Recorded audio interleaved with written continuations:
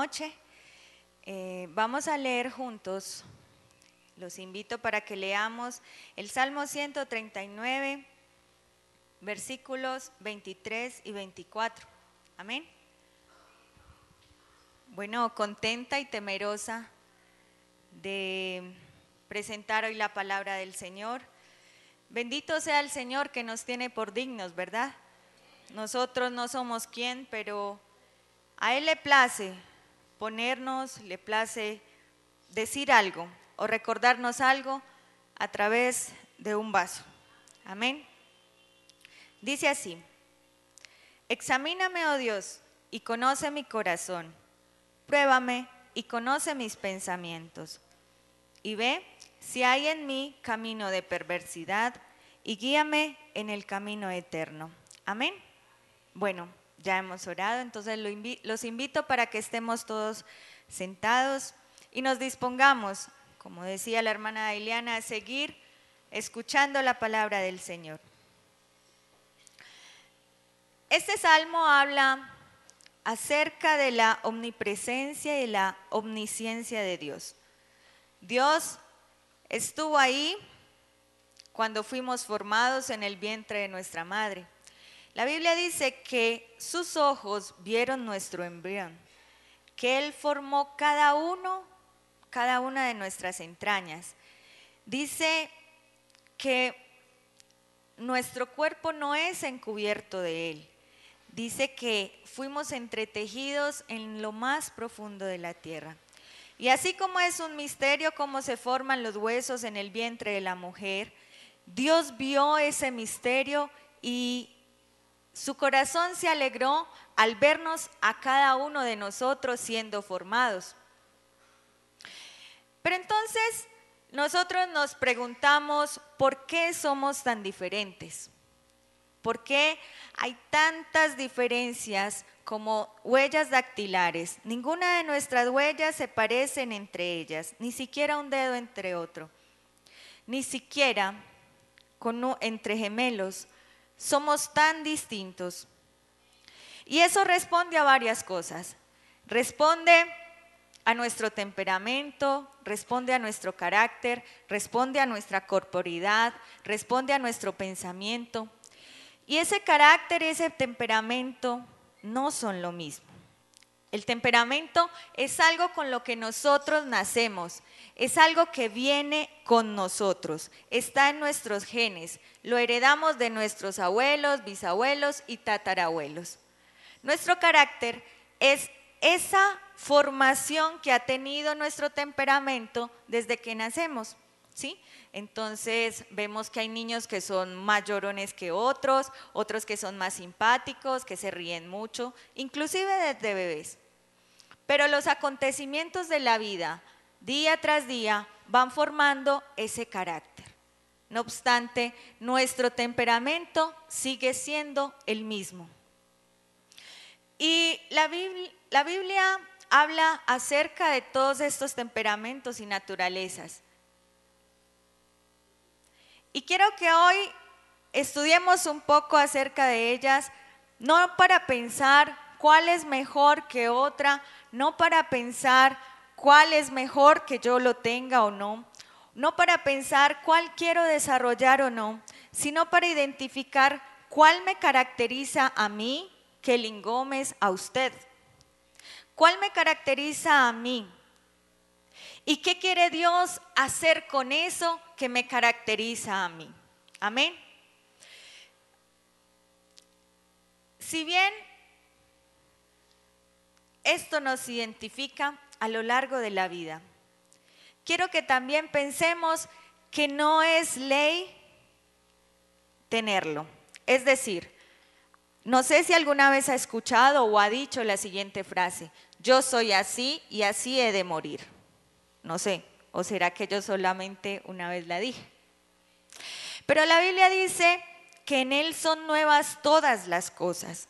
Y por lo tanto, eso me da a mí pie para pensar que no todo temperamento tiene que ser así tal cual. Y hoy vamos a ver por qué. También quiero que tengamos claros 3 pensamientos. Nosotros no somos 100% un temperamento. No somos 100% coléricos, no somos 100% flemáticos, no somos 100% sanguíneos ni melancólicos. Nosotros somos un poco de todos, aunque haya uno predominante. El hecho de que tengamos una predominancia de un temperamento no debe encasillarnos. No debemos decir por ello, yo soy así y así me voy a morir, no. Ni tampoco debe generarnos el pensamiento de encasillar a la otra persona, no. Comprender esas diferencias en los temperamentos nos debe orientar a mejorar nuestra relación con nuestros hermanos, con las personas que queremos, entender por qué son así y tratarlos de acuerdo a su temperamento. ¿Es claro eso, hermanos? Amén. Entonces, yo quiero que partamos con el primer temperamento. Miremos allí las diapositivas. La que sigue. Vamos a hablar acerca del temperamento melancólico.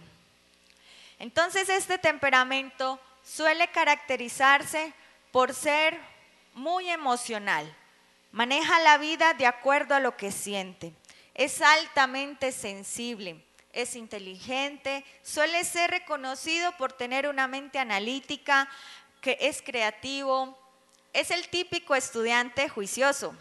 No sé quiénes aquí, levanten la mano, eran los juiciosos de la clase o son los juiciosos de la clase. Bueno, suele ser muy diligente y autodisciplinado, pero esa diligencia a veces se torna pesada, porque si no tiene todo su tiempo ocupado, suele sentir culpa por estar desaprovechando el tiempo, sabiendo que hay tantas cosas por hacer. Es autodisciplinado, entonces es esa persona que se construye para sí mismo una rutina diaria y hace casi de eso como un acto religioso de levantarse, hacer cada cosa, cada momento del día.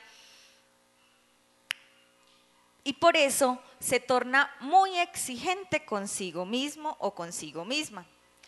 Por eso se torna perfeccionista, es rígido, intransigente. Y ustedes van a decir, bueno, ¿y no tiene nada bueno? No, vamos a mirar las dos caras de la misma moneda. Es una persona que, dado que es muy perfeccionista, tiende a juzgar a los demás por su propio concepto o su propio criterio. Y para él o ella, ese concepto o ese criterio es casi que ley y norma. Entonces es muy normativo, es muy pegado a la norma. Vayan pensando en dónde nos empezamos a ubicar. Dado que es tímido o tímida, expresa poco sus opiniones, aunque siempre tiene una idea. Y suele ser de las personas que, yo tenía una compañera y ella decía, yo tengo esta opinión, pero me da pena darla. Y cuando la daba, el profesor decía, muy buena opinión. Porque al ser tan analíticas, estas personas piensan y piensan y piensan en un mismo concepto y luego expresan una opinión que es muy interesante. Bueno, su mirada generalmente es triste, suele ser introvertido, es sensible, pero una vez se adapta a un medio, una vez encuentra confianza con un grupo de amigos o amigas, es divertido, es innovador, es creativo, es propositivo, le gusta dar ideas, tiene buenas ideas y optimiza sus ideas. Hace amigos con cautela, precisamente porque al ser tan introvertido y temeroso, no le gusta entregar su corazón, por decirlo así, porque teme ser lastimado o lastimada. Entonces, en esa cautela, en ese cuidado de sí mismo, se dificultan sus relaciones con otras personas. Vamos a seguir, por favor. El temperamento flemático. La flema, o como lo nombran, se relaciona más con algo pacífico. Entonces piensen, por ejemplo, en el agua, ¿cierto? Las olas del mar, llevadas de un lado al otro. El temperamento flemático es tranquilo, nada le hace perder la compostura. El mundo se puede estar cayendo a su alrededor y él está en total entereza, es equilibrado. Y por eso a las personas les gusta estar con ellos, porque son hábiles para escuchar, les gusta, no se alteran, entonces tienen paciencia para escuchar a las personas, tienen un muy buen sentido del humor y suelen verse apáticos a veces, porque es también, al igual que el melancólico, un poco egoísta al compartir sus sentimientos y en ocasiones suele ser insensible. Cuando les decía piensen en las olas del mar, es porque el temperamento flemático es ese que va de un lado a otro. Entonces, trata de no comprometerse porque para él la vida buena, la vida tranquila es mucho mejor que una vida de compromiso. En ocasiones tiene buenas ideas, pero de tanto pensar en lo hago, no lo hago, casi que toma la flor, lo hago, no lo hago, lo hago, no lo hago, hasta que al final se le pasa el tiempo y decide no hacerlo. Entonces por eso suele ser más ocioso, suele ser más tranquilo, relajado. Aquellos a los que las mamás dicen, no sé qué ponerlo a hacer porque no quiere hacer nada. Se escuda del dolor. Y en cuestiones del dinero o del trabajo, es como el doctor Chapatín. ¿Quiénes alguna vez vieron El Chavo? Él quiere evitar la fatiga. Entonces, como el doctor Chapatín quiere hacer lo más que pueda con el mínimo de esfuerzo. Entonces, su ventaja es que piensa, a ver, para ahorrarme este paso, voy a hacer esto en vez de esto y optimiza el tiempo. O sea, usa bien el tiempo y por lo mismo le queda tiempo para hacer lo que nosotros decimos pereza. Es temeroso, indeciso y en cuanto a las emociones también suele ser reservado. Como le gusta escuchar, se torna en buen amigo y es práctico en sus relaciones. Es decir, cuando un amigo lo necesita, él siempre está ahí, es un buen amigo. Y tiene la habilidad de aplacar la ira con una blanda respuesta. Continuemos. Bueno, ahí vemos el osito, el típico flemático. Continuemos, por favor. El sanguíneo, el temperamento sanguíneo. Cuando pensamos en el sanguíneo, hagámonos la idea del cielo, las aves en el cielo, de un lado al otro. Y es que el sanguíneo es esa persona extrovertida, alegre, vivaz, el alma de la fiesta, todo el mundo quiere tener algo que ver con él o con ella, es el rey de la fiesta, hace reír, piensa rápido, actúa rápido, es sensible, le encanta a la gente y por lo tanto no le gusta la soledad. Su forma de ser lo muestra como alguien muy, muy seguro y por eso a las personas les transmite seguridad. Pero toma sus decisiones basadas en lo que siente, en este momento, lo quiero hacer, lo hago y no piensa ni en el pasado porque ya pasó, ni en el futuro porque le gusta es vivir el momento. Entonces, por eso no planifica tanto lo que quiere hacer. Y como no planifica, suelen ser indisciplinados. Entonces empieza un proyecto, no lo termina, empieza un estudio, no lo termina, empieza una carrera, tampoco la termina, porque salta de aquí a allá, porque le gustan muchas cosas al tiempo y no se define.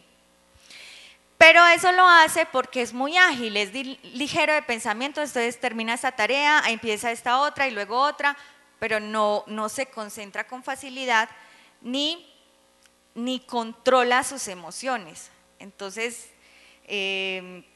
así como ríe y estalla en sonrisa, asimismo llora con la misma facilidad cuando alguien le hace doler o tiene un problema. Como le gusta estar de aquí a allá, ¿sí? Y tiene amigos en todas partes, con todo se compromete, pero luego olvida que a este le dijo esto, a este le dijo esto, y le queda mal alguno, pero no es que quiera hacerlo. Ahora, no vamos a usar eso como excusa, sino que olvida con facilidad sus promesas, porque hace muchas al tiempo.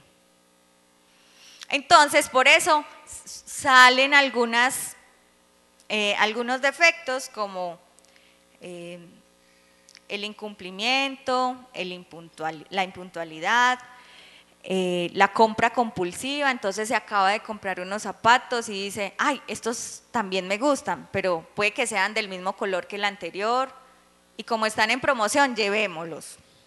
Llevemos los zapatos que están en promoción. Eso suele pasar mucho entre las mujeres, suele pasar, no en todas.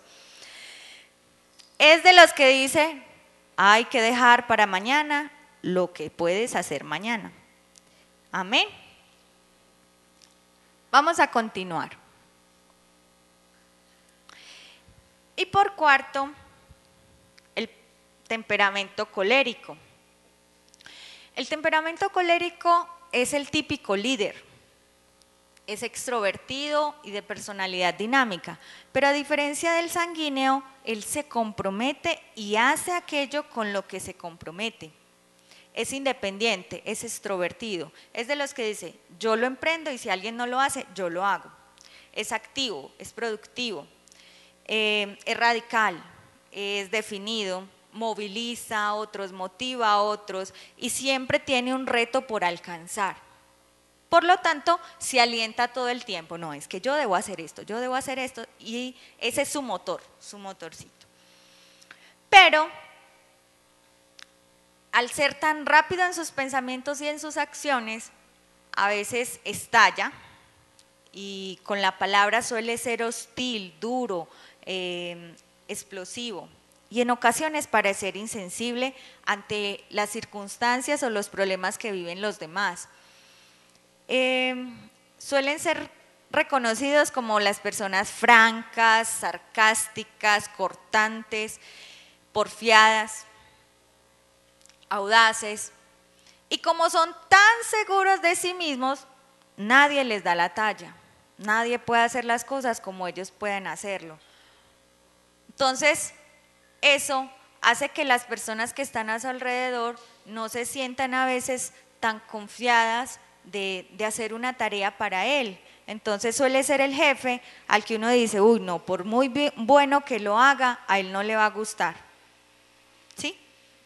Entonces, eso genera prejuicios en las personas acerca de esa persona que suele ser dominantemente colérico o predominantemente colérico. Entonces, por eso no es bueno para cosas en las que requiera paciencia, porque se impacienta con los que son un poco más lentos. Imagínense un colérico que va a toda, y pensemos en una candelita, que va a toda la candelita, junto a un flemático, que es como las olas del mar, Dios me lleve, Dios me traiga, haciendo un trabajo juntos. ¿Cierto? Es un caos. ¿Por qué? Porque entonces uno jalona rápido y el otro, espere, pensémoslo. Y el otro, no, hagámoslo ya, así. Y el otro, pero hay otras opciones, pensemos y mañana cuadramos.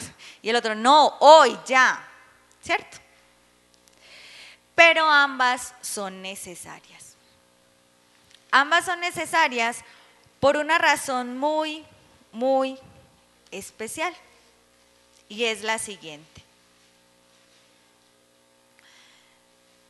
La Biblia dice en 1 Corintios 11:28, por tanto, pruébese cada uno a sí mismo. Cada uno a sí mismo. Pasemos a la siguiente. Y ahí está todos los temperamentos. Entonces, trajimos unas copiecitas que puede hacerse con su vecino.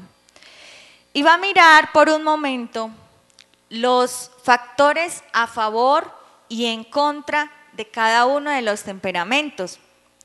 Entonces dice así, por ejemplo, el flemático. Sus defectos: es tacaño, temeroso, indeciso, espectador, autoprotector, egoísta, carente de motivaciones. Pero al mismo tiempo es calmado, tranquilo, confiable, eficiente, conservador, práctico, líder, diplomático y jocoso, es decir, alegre. El colérico es iracundo, cruel, sarcástico, dominante, desconsiderado, orgulloso, autosuficiente, no emocional, astuto, pero al mismo tiempo es voluntarioso, determinado, independiente, optimista, práctico, productivo, decisivo, líder, confiable.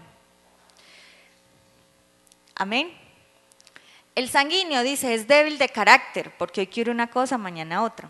Y la Biblia dice respecto a eso que el hombre de doble ánimo es inconstante en sus caminos, ¿sí? Y ese es el típico sanguíneo. Inestable, indisciplinado, inquieto, no confiable, egocéntrico, ruidoso, exagerado y temeroso. Pero al mismo tiempo, allá arriba yo puse conservador, me disculpan, es conversador.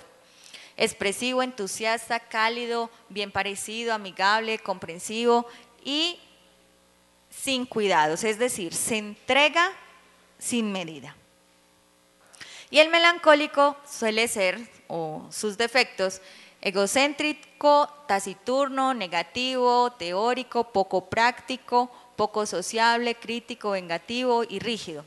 Pero al mismo tiempo es dotado o tiene inteligencia, a veces porque es muy analítico, sensible, perfeccionista, estético, idealista, leal y abnegado.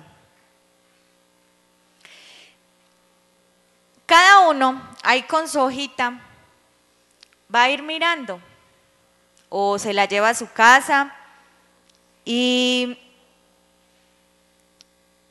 allí le va a sacar un ratico a pensar, bueno, yo no soy un solo temperamento, yo soy varios temperamentos, tengo varias características de un temperamento y veo que el predominante es este y no otro, ¿sí?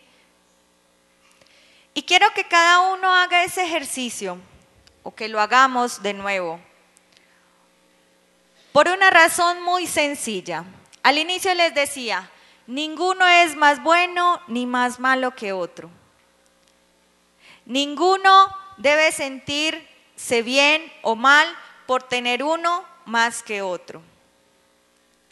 Todos debemos estar conscientes de que si Dios nos hizo a cada uno de nosotros como nos hizo, es porque desde el principio de los tiempos Él tenía un propósito con esa manera particular suya y mía de ser. Amén. Y quiero que entonces retomemos la historia de Pedro. Cada uno de los temperamentos se asocia a un personaje bíblico. Pero cuando traemos este estudio a colación, a petición de las mujeres con propósito, cuando traemos este estudio a colación, es para que recordemos que lo vil y lo menospreciado escogió Dios para avergonzar a los sabios, y lo débil del mundo escogió Dios para avergonzar a lo fuerte. Amén, hermano. Quizá usted diga, yo tengo todas estas malas cualidades o defectos, pero también reconozca en usted mismo virtudes y valores que Dios quiere potenciar, que Dios quiere elevar, que Dios quiere hacer crecer para la honra y gloria del Señor. Amén. Qué bueno que usted pensara en Pedro. Pedro, el típico sanguíneo, impulsivo, pensaba poco, sin inhibiciones, egoísta, jactancioso, débil de carácter. Pero vamos a ver qué hizo Dios con Pedro después de ser revestido y de ser lleno completamente de la presencia del Señor. Amén. El impulsivo Pedro, Señor, si eres tú, di que yo vaya donde tú estás, ¿cierto? Ahí que vemos, hay que rescatarle. Fue el único que se aventuró a ir, pero él no pensaba, yo voy. Pero luego dijo, Señor, sálvame, que perezco. Es el típico sanguíneo que se mete en un proyecto y no lo termina y luego dice, uy, ¿ahora qué hago? Y se le olvida. Saltó antes de mirar. Y Dios se lo reconoció como un acto de fe. Nosotros lo miraríamos como alguien impulsivo, pero Dios se lo reconoció como un acto de fe. Cuando en el monte de la transfiguración, Él dijo, bueno, hagamos 3 enramadas y quedémonos aquí. A Él en ese momento lo estaba moviendo su mejor intención de hacer las cosas. No lo estaba pensando en que el Señor Jesús vino fue abajo, no arriba en el monte, sino que lo necesitábamos, era acá abajo. Él no estaba pensando que a Dios lo necesitaba era la gente en el pueblo. Él dijo, no, quedémonos aquí. No pensó que un espíritu, pues, el Señor transfigurado no necesitaba una enramada. ¿Y qué decir? Cuando sacó la espada, desenvainó la espada y cortó la cabeza del soldado. Él era pescador, no espadachín. Y aún así sacó una espada y cortó una oreja, y yo a veces pienso, tal vez lo que quería era cortar su cabeza. Cuando el Señor Jesús resucitó, Él fue con Juan, pero Juan creyó desde la puerta al ver la tumba abierta, la piedra corrida.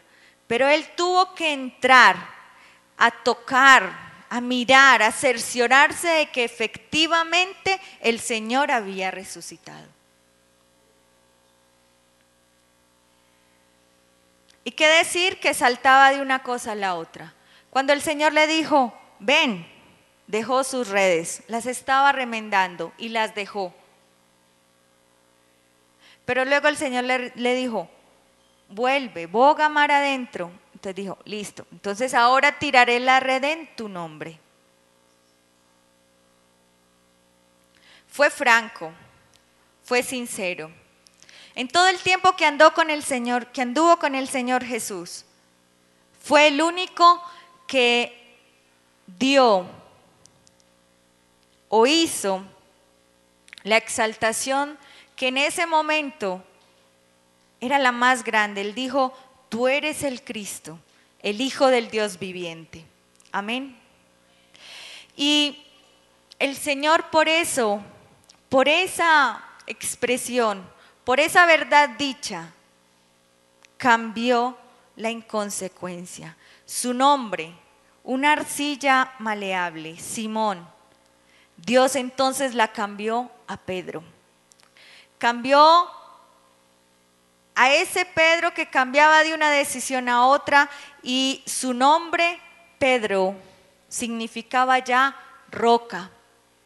Y sobre esa verdad que Él enunció, que Él dijo, el Señor dijo, sobre esta roca edificaré mi iglesia. Entonces podemos empezar a ver cómo Pedro le dijo al Señor, Señor, no, yo no quiero que tú mueras, ten cuidado de ti. Y el Señor le tuvo que decir, apártate de mí, porque es necesario que haga esto. Y si Dios le hubiera hecho caso a él, nosotros no hubiéramos tenido la oportunidad de salvación que hoy tenemos. ¿Y qué decir de lo jactancioso que era? Señor, si es necesario moriré contigo. Pero poco después negó al Señor. Y cuando lo negó, se confió tanto en su carácter que no solo lo negó, sino que también maldijo.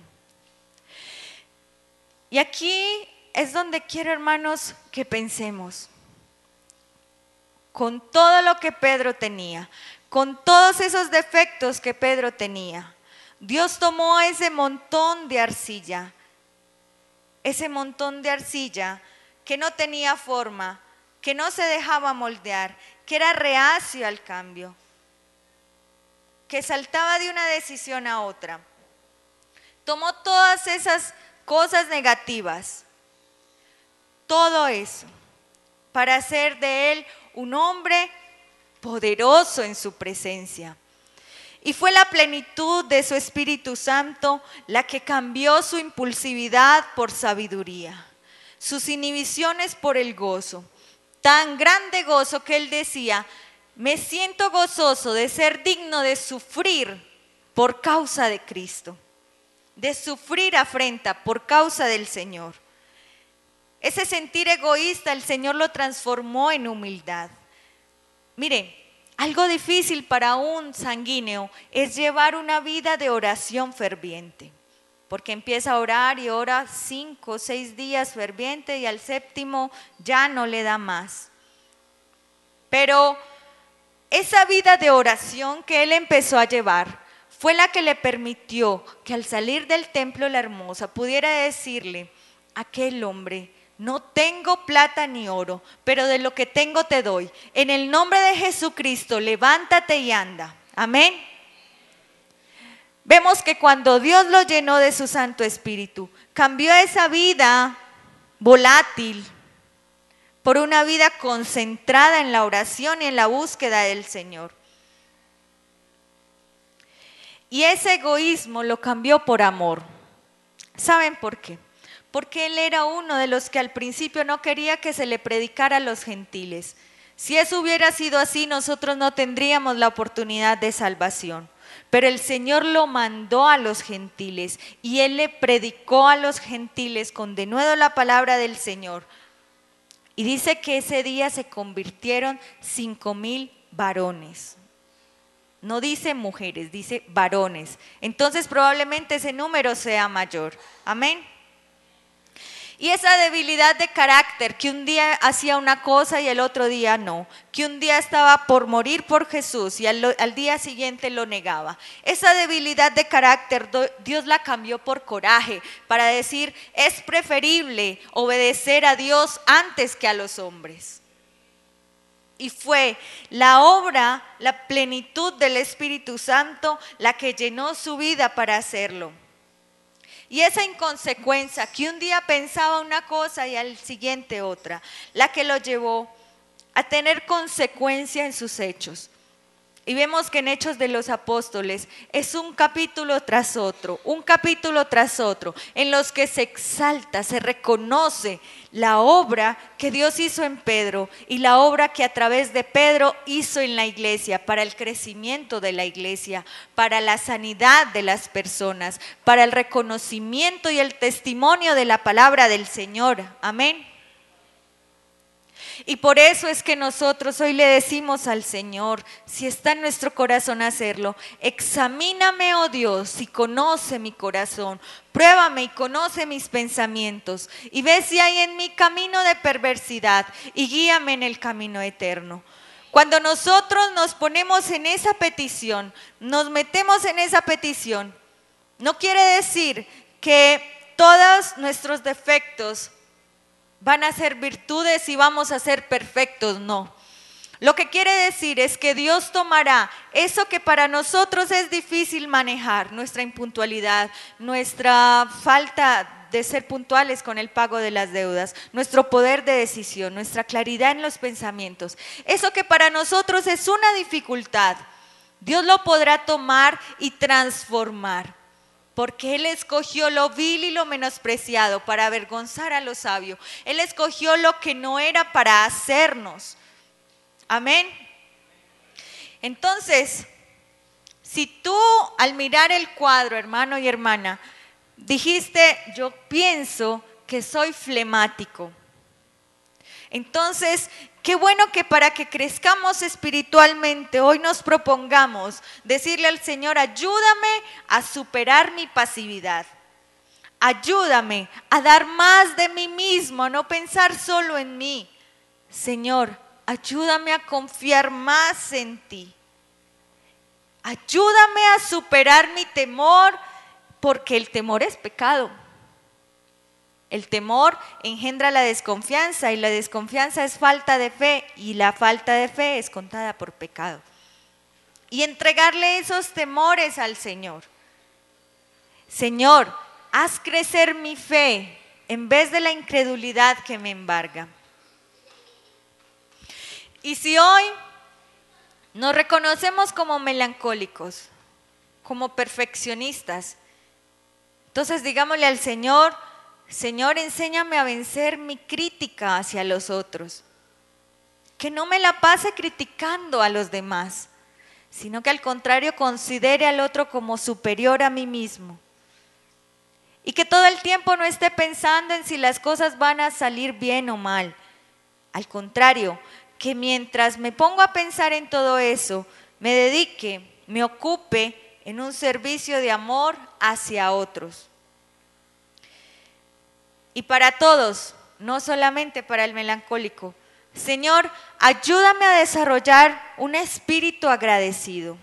La Biblia dice que demos gracias a Dios en todo, porque esta es la voluntad de Dios para con nosotros en Cristo Jesús. Amén. Y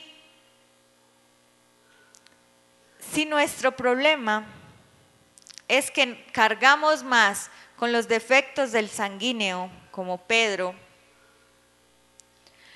pidámosle al Señor que nos ayude a ser más confiables, a pensar un poco más en la palabra que vamos a comprometer y a ser responsables con esa palabra, a desarrollar una vida un poco más disciplinada y a reemplazar nuestro ego, ese creernos tanto, creer que somos autosuficientes, que somos el centro de la fiesta, con una genuina humildad, reconociendo que es Dios en nosotros y no nosotros mismos. Amén. Dice la Biblia que Elías era un hombre sujeto a pasiones semejantes a las nuestras, pero oró fervientemente. Elías es reconocido como el profeta llorón, como el profeta melancólico. Sujeto a pasiones, a sentimientos, a dificultades, a defectos semejantes a los nuestros, pero oró fervientemente. Hermano, no es posible reconocer un temperamento, pero es necesario ir un poco más allá, hacer un poco más de lo que estamos acostumbrados a hacer.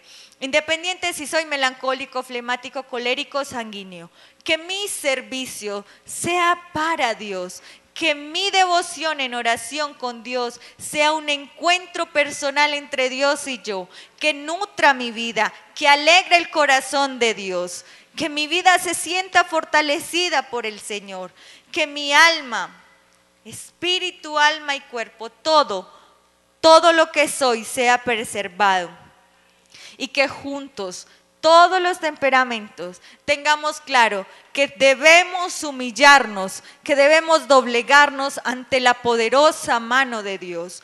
Mire, Pedro no hubiera sido o no hubiera hecho todo lo que pudo hacer si no hubiera reconocido que necesitaba de Dios, que necesitaba entregar su vida a Dios, que necesitaba la unción de Dios. Y qué bueno, hermano, que hoy no busquemos la unción de Dios para predicar o para cantar o para ejercer un servicio. Necesitamos la unción de Dios para vivir, para todos los días, para cada paso que demos en el día, para cada palabra que digamos durante el día o para cada acción que tengamos en el día, en nuestro trabajo, en nuestra familia. Allí necesitamos la unción y la plenitud del Espíritu Santo en nuestras vidas. Y entonces, no importará si somos flemáticos, si somos coléricos, si somos sanguíneos, no importará eso. Lo importante es que habrá una conexión entre Dios y yo, un hilo de unción entre Dios y yo, que nada lo va a romper, que nada lo va a dañar. Dios dice, si confesamos nuestros pecados delante del Señor, si venimos o allí en su oración diaria usted le dice, Señor, tengo estas dificultades, tengo estos defectos. Si confesamos nuestros pecados, Dios dice que Él es fiel y justo para limpiarnos de toda esa maldad.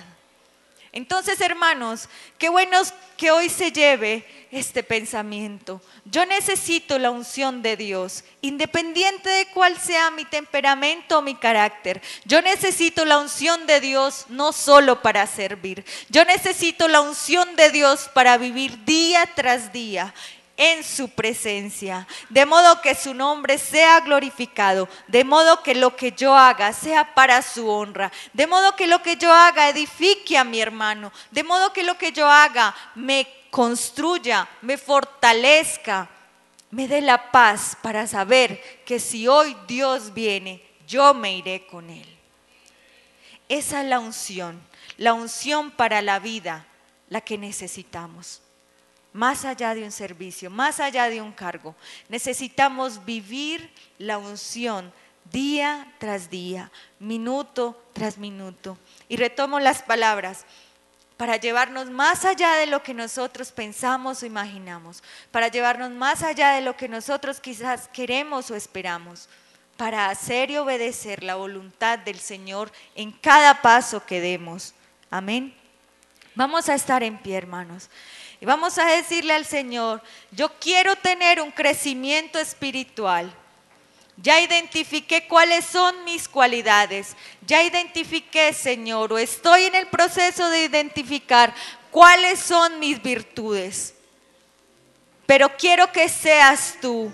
Quiero que seas tú quien tome tanto mis defectos como mis cualidades. Quiero que seas tú quien moldee mi vida para hacer tu voluntad. Que este barro o esta arcilla que no tiene forma, que soy, tú lo tomes hasta que logres en mí un hombre y una mujer llenas del poder de Dios, llenas de la unción de Dios, llenas del amor de Dios, del servicio al Señor. Porque no podemos confiar en nosotros mismos. ¿Quiénes somos nosotros para confiar en nosotros mismos? Si el Señor Jesús lo llena todo, si el Señor Jesús es todopoderoso, y cuando dice todopoderoso es porque no hay otro como Él. No hay muy poderoso, no hay más poderoso. Él es todopoderoso. Qué bueno, hermano, que hoy dejemos de lado quizá nuestro orgullo, quizá nuestra insensibilidad, quizá nuestra habilidad, para dejar que sea Dios en nosotros la esperanza de gloria, para que la gloria que un día tengamos provenga de Él, para que el reconocimiento que un día tengamos sea de parte de Dios. Y para que eso que hoy reconocemos lo pongamos ante sus pies, de manera que podamos tener mejor relación con su esposo, con su esposa, con su hermano, su familiar, sus hijos. Amén. El Señor viene por una iglesia que se ame, una iglesia que esté confiada en Dios, una iglesia que obedezca a Dios, una iglesia que agradezca a Dios, porque eso es lo que nos va a mantener en el cielo. Nuestro agradecimiento eterno con el Dios de la gloria por todas las obras, por todas las bendiciones que nos ha dado, por la salvación, por el sacrificio de la salvación que Él tuvo para nosotros. Pero si hoy dejamos de lado lo que somos y queremos exaltar su nombre y queremos que Él sea todo en nosotros, entonces seremos plenos, estaremos plenos. Amén. Soberano Dios, en esta noche nos presentamos delante de ti. Queremos, oh Dios, que seas tú tomando lo que somos y lo que no somos. Esto que somos, Señor, te lo presentamos a ti, para que seas tú haciendo algo especial con cada uno de nosotros. Tú no buscas hombres y mujeres perfectos, no buscas hombres y mujeres dispuestos, que se dejen cambiar, que se dejen moldear, que quieran servirte y obedecerte. Y yo quiero ser esa mujer que te sirva y te obedezca, Señor, que te agrade, que te reconozca, que te glorifique en cada paso que dé. Oh Señor, toma mi vida. Toma todo lo que soy, todo lo que tengo para ti. Tú eres el dueño de todo, Señor, y yo quiero que seas tú todo en mí. Oh, Señor, unge mi vida, úngeme, Señor, úngeme, porque quiero agradarte todos los días, oh Dios, porque quiero reconocerte día tras día, porque quiero que tú me llenes, oh Señor Jesús. En tu nombre te lo pedimos, Padre bueno. Oh poderoso y santo.